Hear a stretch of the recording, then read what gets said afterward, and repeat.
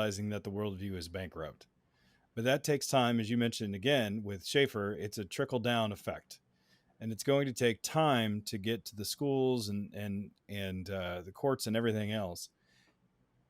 How do we hold on to hope that it's going to be shown to be bankrupt, and how soon do you think that will be before that really catches on?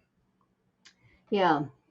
I'll give you good news and bad news. Okay, the bad news is the Supreme Court has now basically come out on the side of transgenderism. This was what, let me pull up my notes here. This was what, last June, I think? Yeah, Mm-hmm. last June. Um, the Bostock decision basically said, it's now in the Supreme Court that if you identify as a woman, no matter what your biological sex is, you must be treated as a woman in the workplace. So, woman is no longer a biological fact, it's a mental state. On the level of the Supreme Court now, we have a decision. Basically, this is not a question of law, it's a question of philosophy. And yet they've taken the stance that to be a woman or a man is not an issue of biology, it's a matter of your mental state. And so as a result, so that's the bad news, is that we now have a transgender decision on the level of the Supreme Court. The good news is the British Supreme Court, they call it the High Court, but it's the equivalent of their Supreme Court, has come out with a decision going the other direction. There's a young woman named Kyra Bell, Keira Bell, Kyra Bell, who went to the largest gender clinic in England called the Tavistock. She was, I don't remember, maybe about 16.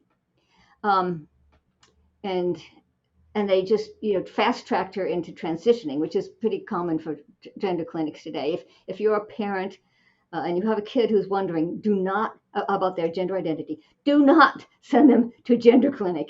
The gender clinics Mm. today are all completely activist. I had a chance to interview parents for an article I Mm. wrote for the Federalist. It was really eye opening because I heard parent after parent tell me, when it was happening to them, they did not know yet that you don't take your kid to a gender clinic. They thought, of Mm. course, that's where you would go. That's where you get expert opinion. And they really thought that the gender clinic would support the parent in saying, no, you need to wait. Let's find out if you have any underlying issues. Psychological issues may be playing a role here. A study was done not long ago by Brown University professors finding that 63% of girls, this was just girls, who claim a transgender identity, 63% had other psychological mental health issues before their gender dysphoria started. Mm. So self-harming, autism. Autism is the most common. Anxiety, depression, OCD, etc. So these are very troubled kids. That's what we need to realize too. I mean, in the church, when we deal with these issues, these are very troubled kids, and we need to treat them very gently. Um, but all that background to say that, so Kyra Bell and the British High Court, she was fast tracked into transitioning, puberty blockers, cross sex hormones, surgery, etc.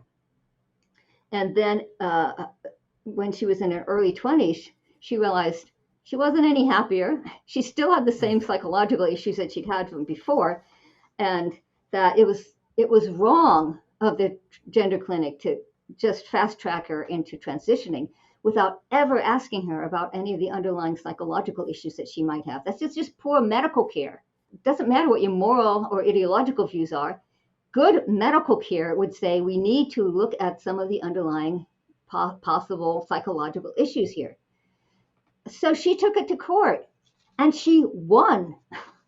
And in Britain now, you cannot give any of the puberty blockers, cross-sex hormones, surgery. You cannot give it to kids 16 and under without a court order. So it's astonishing. She's 23 now.